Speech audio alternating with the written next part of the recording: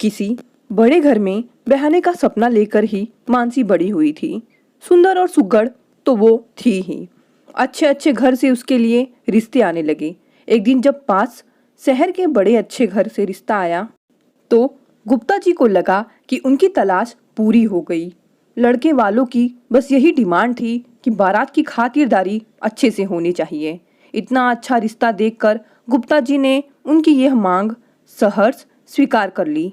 अपनी हैसियत से बढ़कर गुप्ता जी ने मानसी की शादी पर खर्च किया ताकि लड़के वालों को कोई कमी नजर ना आए। शादी बहुत धूमधाम से हुई। एक से बढ़कर एक साड़ियाँ, लहंगा और जेवर लड़के वालों ने चढ़ाए।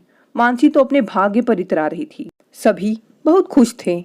मानसी शादी करके अपने ससुराल चली गई। बड़ा घर, गाड़ियाँ, सब कुछ तो था वहाँ। ससुराल में कदम रखते ही द्वार छेकाई पर ननद ने नेक मांगा। मानसी ने अपने पर्स से 1100 रुपए का लिफाफा निकाल कर दे दिया। ननंद ने नाक से कोड़कर सास से कहा, ये क्या माँ, हमारी क्या इतनी ही औकात है? सास ने कहा, अरे बेटा, अब ये नई है ना, इसे क्या पता हमारे घर में बहन बेटियों को क्या नेक देते हैं।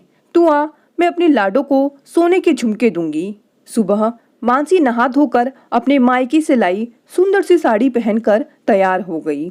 जब वो कमरे से बाहर निकली तो सास ने देखते ही टोका, बहू, ये क्या पहन लिया?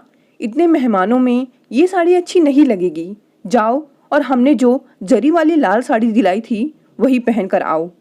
अब तुम्हें हमारे घर के तौर तरीके से रहना होगा। दूसरे दिन पहली रसोई में मानसी ने सबके लिए बड़े मन से छोले भटूरे और हलवा बनाया। डाइनिंग टेबल पर बैठते ही सब बातें बनाने लग गए। देवर बोला, मम्मा, मेरा सैंडविच कहाँ है? तो ननंद बोली, इतना हैवी ब्रेकफास्ट मैं तो ये कभी नहीं खाने वाली। सास ने कहा, बेटा, तुम्हारी भाभी छोटे घर की है ना, उसे क्या पता हमारे घर में क्या खाते पीते हैं। मानसी के पति ने भी बस नाम मात्र ही चखा। 1 महीने बाद मानसी को मायके जाना था। गुप्ता जी ने मानसी की सास के पास फोन करके कहा कि वो कल मानसी को लेने आ रहे हैं। सुबह वाली ट्रेन से आएंगे और शाम वाली ट्रेन से मानसी को लेके चले जाएंगे। ये सुनकर मानसी की सास ने गुप्ता जी से कह दिया कि समधी जी, आप तकलीफ मत करना, हम मानसी को गाड़ी से भिजवा देंगे। बात करने के बाद मानसी की सास ने मानसी से कहा, सुनो बहू, इस बार तो हम तुम्हें गाड़ी से भिजवा देंगे, लेकिन अपने पापा से कह देना कि अगर तुम्हें ले जाना हो तो गाड़ी लेकर आ जाए। हमारे घर की बहू इस तरह ट्रेन में नहीं जाएंगी। मानसी बेचारी चुपचाप उनकी बातें सुनती रही। अगले दिन मानसी गहनों से लदी हुई अपने मायके पहुंच गई। मानसी के पापा तो बहुत खुश थे कि उनकी बेटी को इतना अच्छा ससुराल मिला है। उन गहनों की चमक में मानसी की आंखों का सूनापन शायद किसी को नजर नहीं आ रहा था।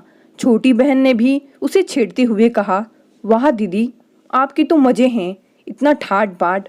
गुप्ता जी ने कहा, अरे तू क्यों चिंता करती है, तेरे लिए भी ऐसा ही ससुराल ढूंढूंगा। मानसी फीकी सी हंसी हंसकर रह गई।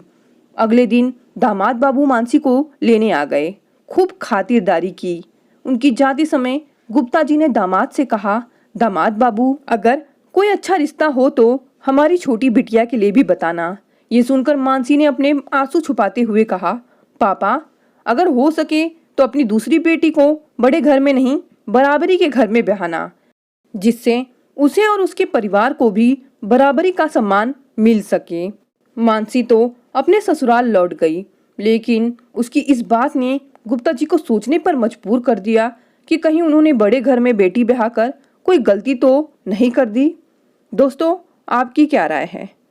दोस्तों, अगर कहानी पसंद आई तो इसे लाइक और शेयर भी करें और मेरे चैनल को भी सब्सक्राइब करें।